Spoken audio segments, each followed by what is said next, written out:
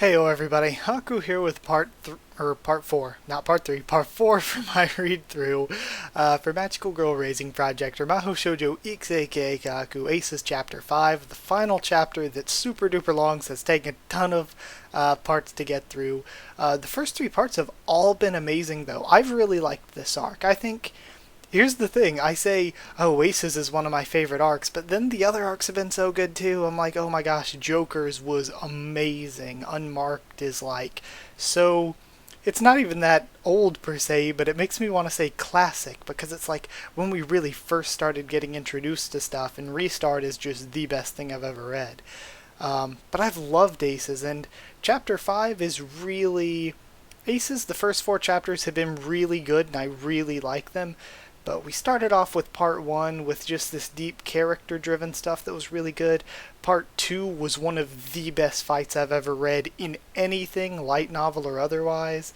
And then the part that we just read, I liked seeing from Glassy Ann's perspective, because we haven't seen that much from her, so I did like seeing more from her. I liked that we got to see what she was thinking at the time.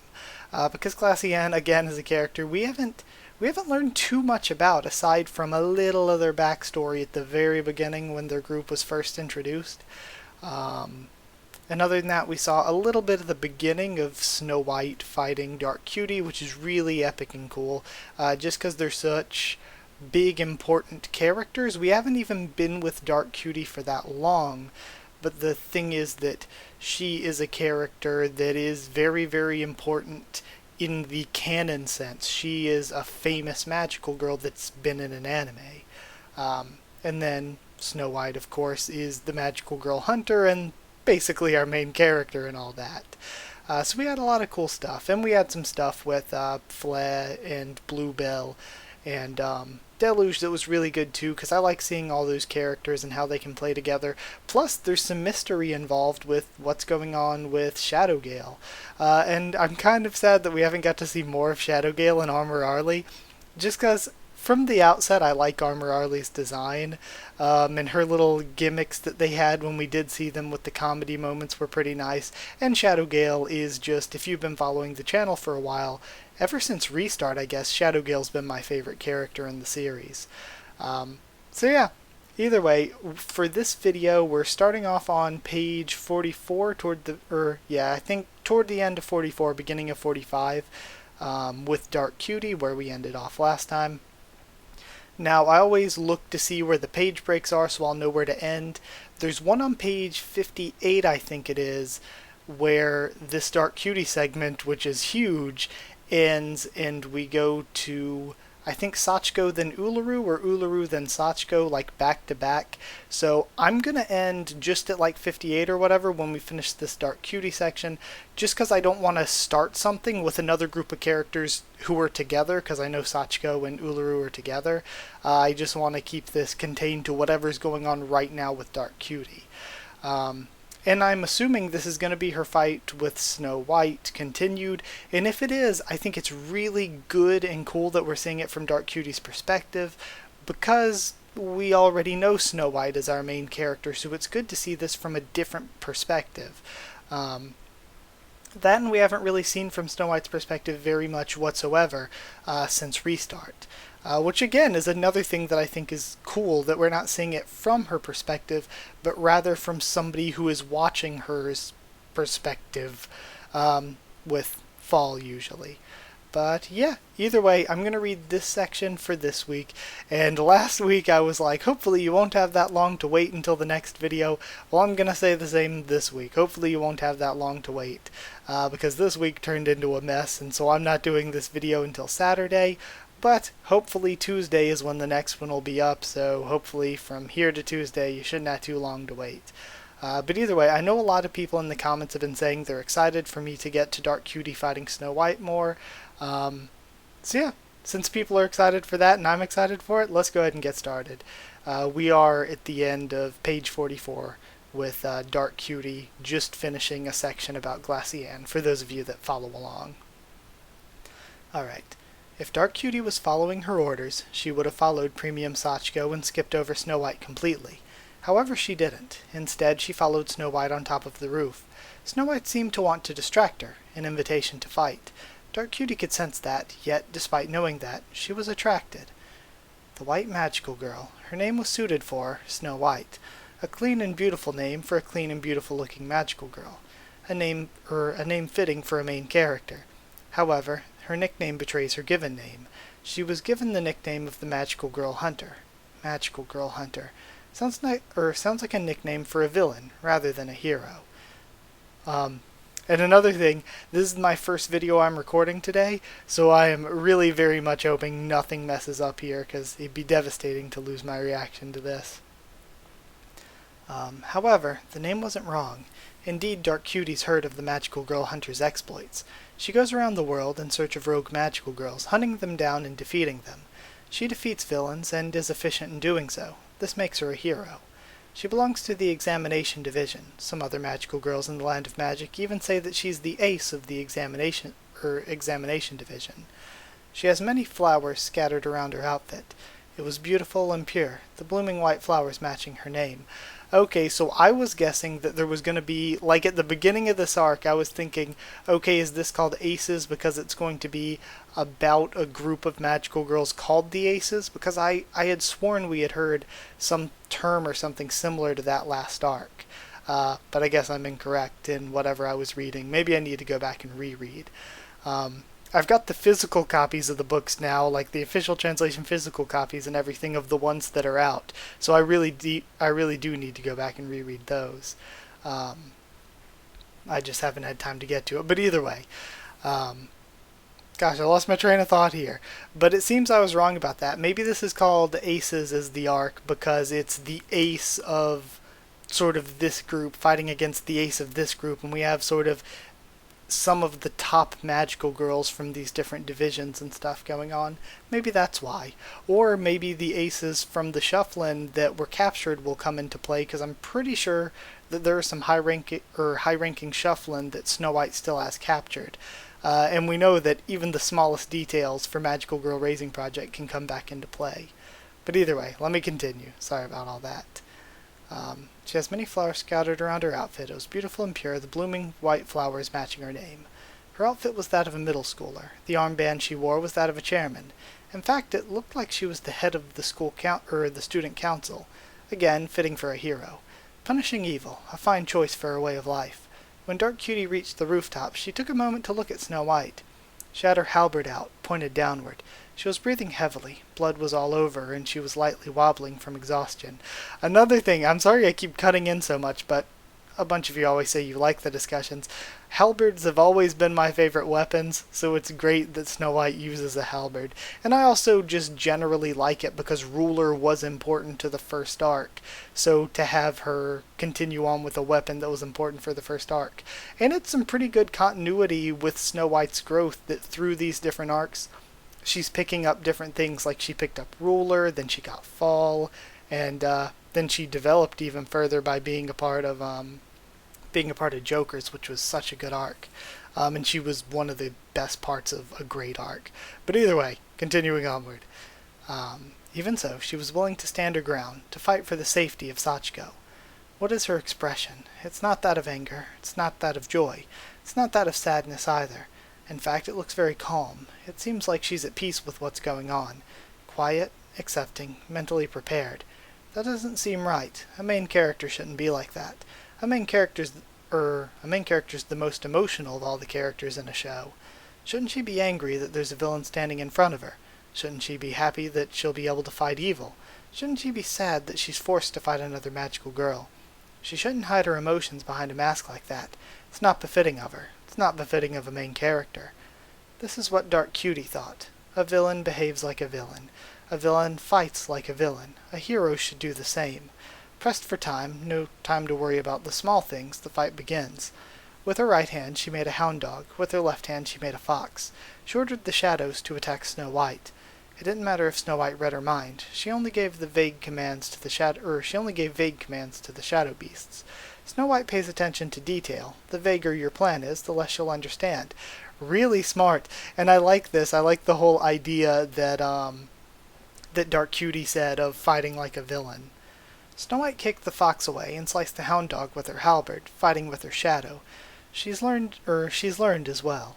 Dark Cutie made a whip shadow using her leg and launched it towards Snow White. Snow White saw the attack coming and jumped backwards. However, the whip was never supposed to hurt Snow White. The purpose of that whip was a distraction. Now the fox had free rein to bite Snow White again, and the wolf was also lunging at Snow White. She pointed the handle of her halberd toward the wolf, who bit it and pulled it away to her left, stretching her body and exposing her right leg to the fox. When the fox came over to bite Snow White's leg, however, clang! Dark Cutie heard a metal noise. Snow White was fast, using her free hand to grab something from her 40 bag and slam the fox away, all while holding on to her halberd, struggling with the wolf's shadow. But what'd she have on her left hand, a weapon? Did she prepare it beforehand? Did she anticipate her halberd would be taken?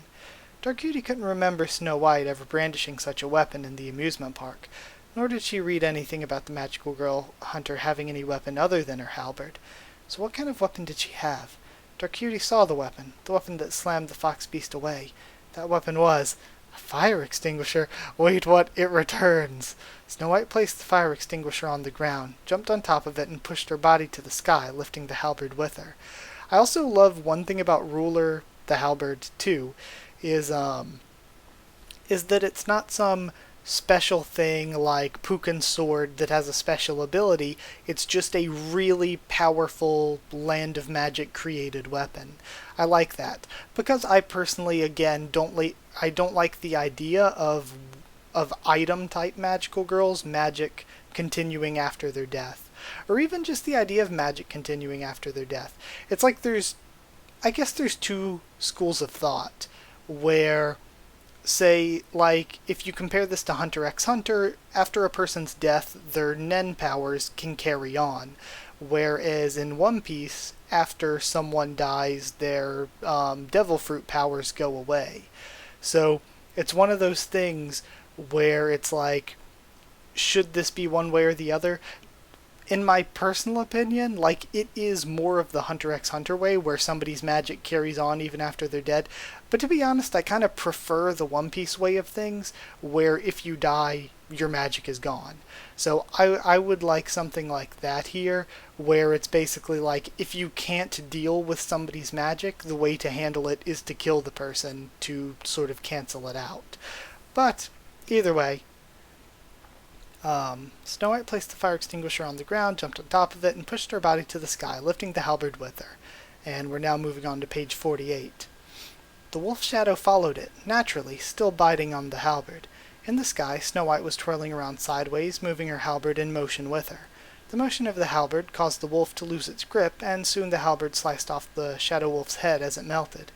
Snow White gracefully landed down, grabbed her hand on the fire extinguisher, and slammed the concrete rooftop below her, creating a crack between the Shadow Fox and Snow White.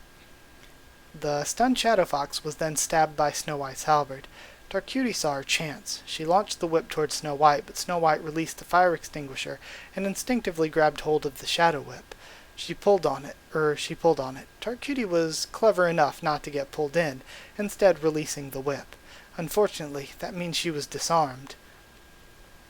Now, Snow White has the fox stabbed with her halberd. She grabbed the fire extinguisher and slammed it onto the fox's head. The fox melted away, and she quickly got back into battle stance, her breathing still as heavy as before. She twirled the halberd on one hand and the fire extinguisher in the other, ready to face off against Dark Cutie. I know the sentence before, it's got back into a battle stance.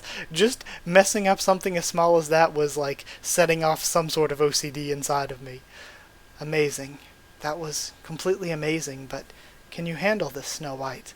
Dark Cutie smiled. She positioned herself like a ballerina. With each limb she created a different shadow. On her right hand a snake, on her left hand a wolf. On her right foot a whip, on her left foot a sickle. She stood on one foot, on her toes like a ballerina, and twirled around, controlling all of the shadows at once. 4-on-1, Snow White. Okay, I honestly really love Dark Cutie's power, though, so much. It's one of the, like, it seems like almost every sort of battle shonen kind of series has somebody that uses some sort of shadow power, But honestly, I think Dark Cutie's shadow power is the coolest I've seen, just because rather than being like, I control my shadows to do insert thing here, or I can meld into shadows or bring shadows into the real world or anything, what I think is cool about Dark Cuties is that she's basically just making shadow puppets like you would do with your hands against a wall or something, and the shadow puppets she's making with her hands can affect the actual person by affecting their shadow. I really like the concept of it. It's very creative. The snake is poisonous. The wolf and the sickle will attack from both sides. The whip will distract her. The wolf opened its jaws to snap at Snow White and the snake as well. Snow White pointed the fire extinguisher toward the snake, and the snake bit the fire extinguisher instead. Honestly, she should just sort of spray the fire extinguisher to, like, obscure all the shadows you would think would be helpful. She then jumped and performed a backflip, avoiding the wolf's lunge. The jump also moved her back from the range of the Dark Cutie's whip. Next, the sickle was deflected using her halberd, blocking and dodging all 4 attacks. Not bad, hero. Still, enough room for one more shadow. By rotating her neck a bit, Dark Cutie made a cat's shadow. It lunged forward as well towards Snow White. Oh, of course she can do that, because that's like she has the cat ears. So by rotating her neck so that the light hits her like head silhouette in the right way, her cat ears can make a shadow of a cat. That's really interesting.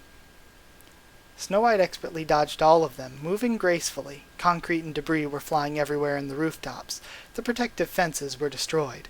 Snow White was flipping around, dodging, using both concrete cracks, her halberd, her fire extinguisher. She used everything at her disposal. She was sweating as she moved and reacted faster than before. Not a single scratch on her. In the sunset, holding her halberd, battle-hardened, bloodied, a survivor, a hero. Dark Cutie did something she didn't think she'd do, something that she hadn't felt in a long time. Dark Cutie laughed. For the first time she felt happy. For the first time she thought she found someone worth fighting. Dark Cutie turned her right hand into scissors. She cut off the cat-like buds on the top of her head. With that, the hair she lumped up was released. Oh, so now she can probably use her hair to make all kinds of crazy shadows. Most people assume Dark Cutie had short hair. Not so. She actually has long hair covered up by those hair clumps. Okay. So again, they're not like literal actual cat ears, but rather her hair was done into a cat ear sort of style.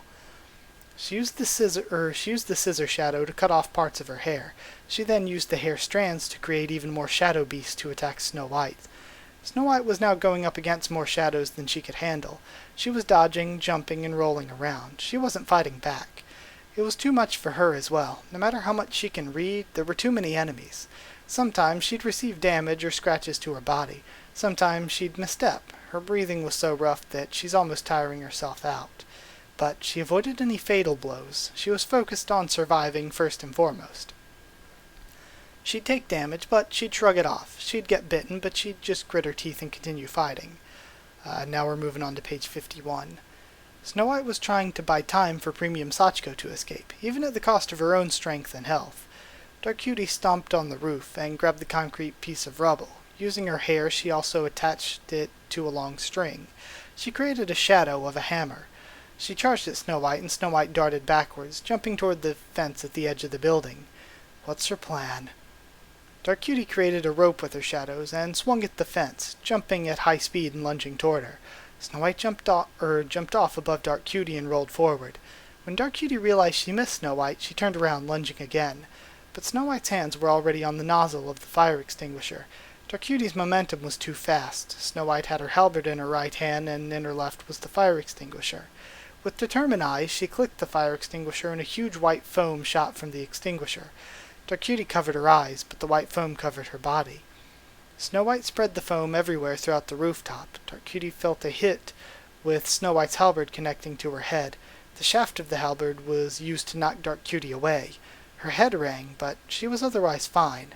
She couldn't see, the air was covered in white mist, but also, the sun. The sun couldn't reach her. There was no place for shadows. And again, this is what I was talking about before. Was this her plan the whole time? Did she plan the rooftop battle to lead to this? Was she already prepared? How long? Dark Cutie looked around. Where is she? Snow White was nowhere to be found. She was hiding, was she hiding in the mist, waiting to attack? Why'd she stall it out for so long? I think it's interesting. Snow White could have just dipped out, to tell the truth. Dark Cutie turned on, because she was just trying to distract her for Sachiko to escape. Dark Cutie turned on the intercom. "Annie, I need Snow White's position," said Dark Cutie. "Where have you been? I've been trying to call you forever." "I was busy fighting." "Forget Snow White. We need to withdraw." "Withdraw? The boss told us to withdraw. We're not after Sachiko anymore." "It's over, leader. We have to go back." "Impossible." "No, you're impossible. Michan's dead, okay?" "What?" "Yes. Now get back here and let's go home. I'll have to defeat Snow White first, so I can return safely." "What? That doesn't make any sense." "She might follow me back. I don't know where she is. You were watching me, right? What's her position?" She jumped down the rooftop with her fire extinguisher and ran over the streets, spreading it all over the place. I lost track of her in the white smoke. "What? But why? Why do that?" Dark Cutie looked down to the edge of the building. She saw a trail of white smoke from the alleyway leading to the streets. There were also plenty of civilians running around, walking around the streets in a crowd. Who's the asshole that went crazy with the fire extinguisher? Seriously, I thought something was happening. Of course this happens in W City. In the sea of people, it was hard to distinguish who was who, which means Snow White spread the fire extinguisher, and white mist throughout the whole city street, then de-transformed in the middle of the white smoke, blending into the crowd. That's when it hit her. The rooftop, the fire extinguisher, the way Snow White was fighting. The rooftop was a wide open space, no walls for Dark Cutie's shadows to get shortcuts from. Easier to fight against thanks to them only being constrained to the floor. The rooftop also meant that Snow White could keep an eye on Dark Cutie at all times. The roof itself was an apartment building, and they were fighting in a block full of apartments and department stores.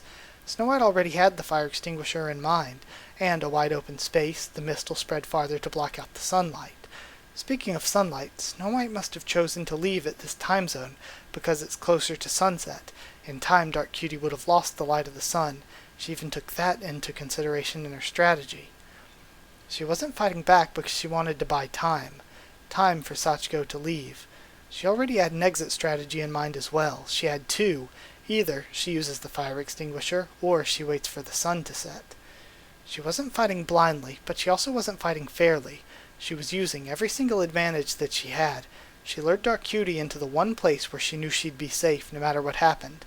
And I love this, because it's showing not just Snow White being able to use her power in a really cool way, because with this, she wasn't even really using her power to quote-unquote defeat Dark Cutie, but she was just strategizing. She had a goal, and she just outsmarted Dark Cutie. This is, again, I like this, showing that our main character just won by outsmarting them, just won by being smart, and not in like an ass pull kind of smart way, like a really, really smart way of realizing, hey, her powers work this way, this is most advantageous to me.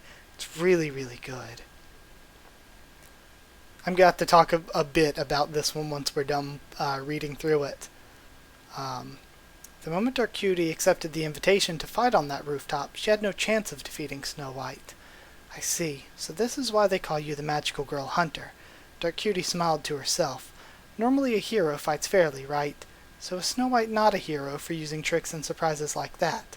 Well, Snow White emphasized her survival, and the survival of others as well. Despite her backup plans, her increased odds of winning. Okay. Survival is most important for a hero. If a hero dies, they can't save others. As Cutie Altair once said, in Cutie Healer Galaxy episode 20, no matter what happens, if you threaten us again, Dark Cutie, I will be there to stop you.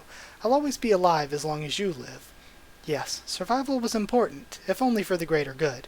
Snow White has survival instincts. A suicidal hero is no hero. That's just selfish desire for death. Nothing heroic about that. But a hero should also survive in the middle of the story.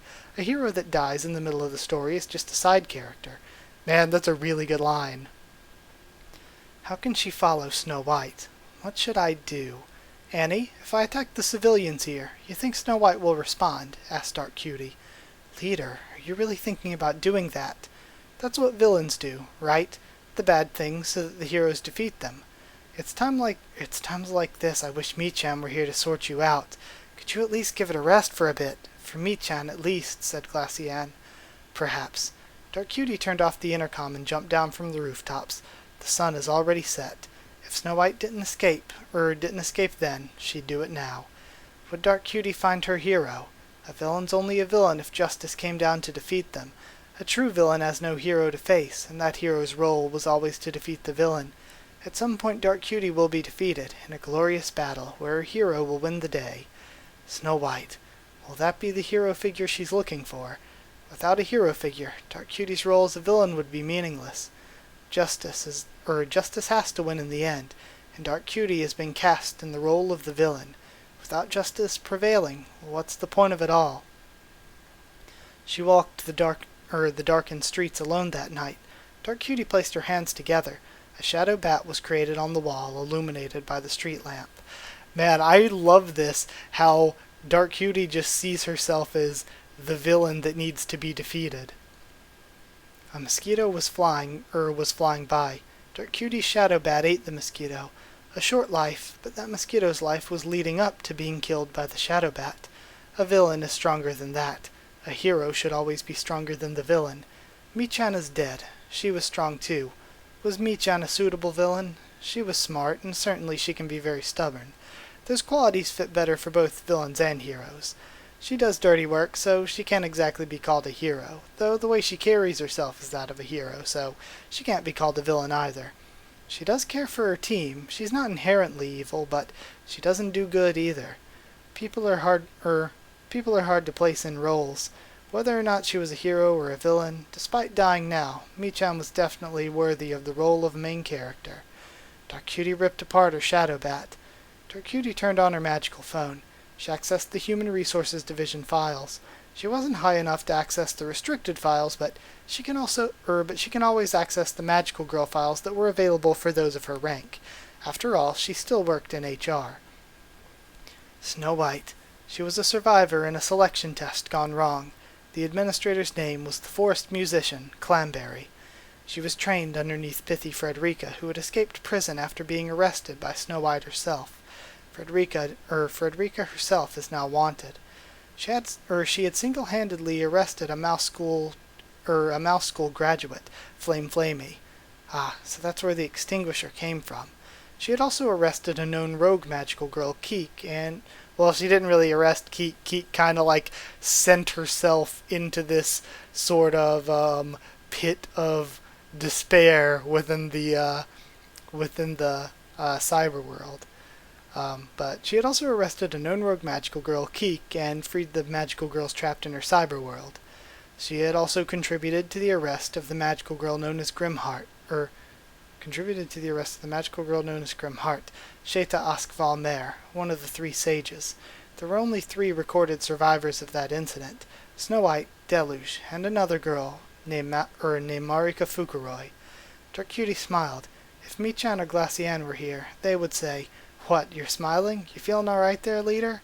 Or maybe, "Leader's finally smiling. I knew you got it in you. Now go out there and socialize." Dark Cutie chuckled to herself. She was smiling because she was happy. She was also proud of reading Snow White's achievements. She's the one. She's the hero to Dark Cutie's villain. Snow White's going to be the one to defeat Dark Cutie in a climactic battle that will be remembered for all time. This battle was only the first encounter. The next time it'll be a glorious battle, one that Dark Cutie knows Snow White will win. She's only improving herself more and more. She shut off her magical phone, satisfied. She turned on her intercom and spoke aloud to it.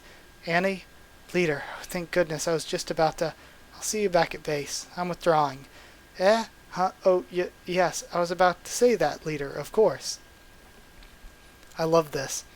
I love Dark Cutie's character and how deep and nuanced it is. It's so good. It's so good. I really love it. The fight was good. I still think this fight was extremely good, really smart and really well written in an intelligent way. I still think the last fight was way better. The Ripple and Mi-chan fight, like I said, is the best that I've read in anything pretty much. That was so good.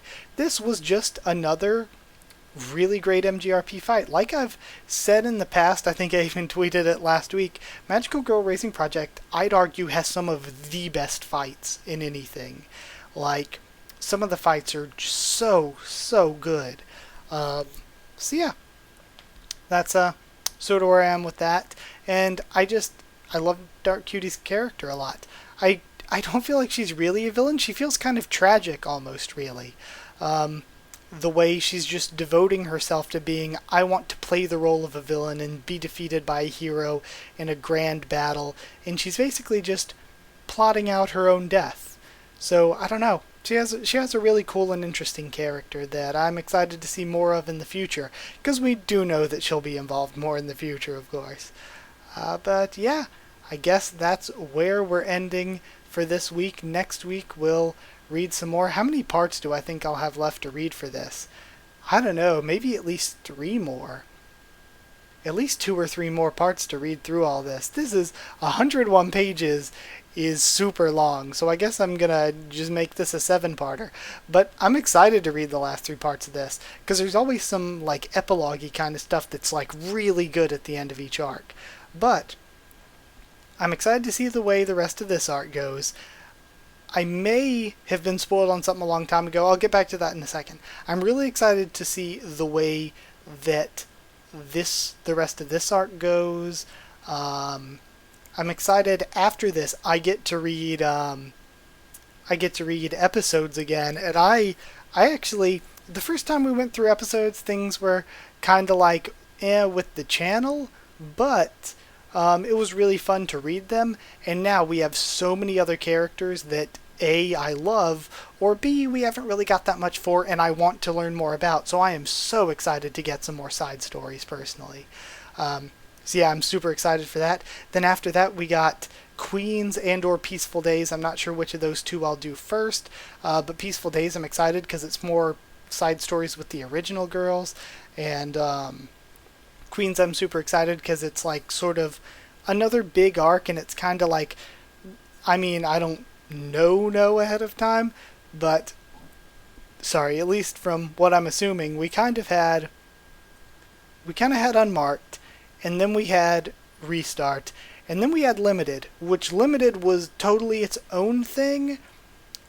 It was totally its own thing, but it was also kind of like a prequel to what's happening now.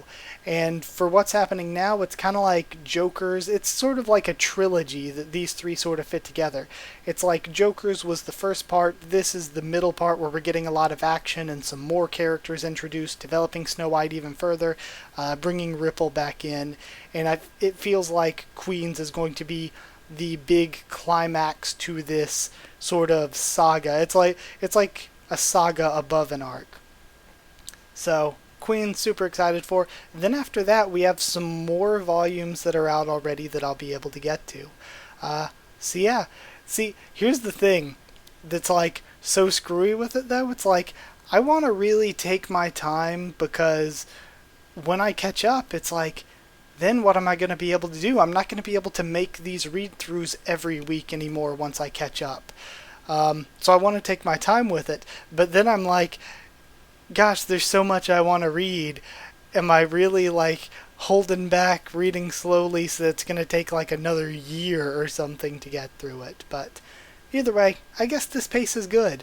Just enjoy it at my own pace, you know. But or at our own pace for those of you coming along with me. Or just rereading along with me, or just watching videos because you love the series. But yeah, I would love for this series to just get some more attention. It's so sad that we haven't heard about anything for a 2nd season of the anime, and I just feel like the series is super underrated, but luckily, though it's super underrated, it has a really, really great fan base, and I would assume that it's at least doing well enough that they're still making new volumes, so that's great, of course. But yeah, as long as it has a really great fan base, there's always room for more great stuff that can come in the future. And even without a new anime, even though it deserves one, the light novels are amazing on their own merit. But yeah, I'm going to end this one here this week. Thank you so much for watching. Like if you did like the video, comment down there to tell me what you thought of this part of the chapter, what you thought of my thoughts, reaction, all that. Subscribe for more, Magical Girl Raising Project, much more on the channel. Follow on Twitter if you want. I can try to keep you updated there and stuff with the channel, or talk to you there. If you would like to, you know something else, if you know any more Magical Girl Raising Project fans or communities or anything, share the channel around. Try to bring some more people in, maybe, so we have even more people to talk with about Magical Girl Raising Project. Yeah, follow on Twitter if you want to. If you want a link to our Discord server to talk to me or more of us there about Magical Girl Raising Project or anything else, then yeah, just ask and I can give you a link to the server. And if you want to help me to keep making these videos weekly, then you could help out on Patreon, and it's patreon.com/HakuOfTheTubes, or a link will be in the description. Patrons also get to vote when I add a new series to the channel, so if you've got any other series you'd really like to see, then you can give your suggestions, and then I put those suggestions to a poll whenever I add new series for the channel there. But yeah, that's it. Thank you so much for watching. I loved it as always, and I'll see you all next time.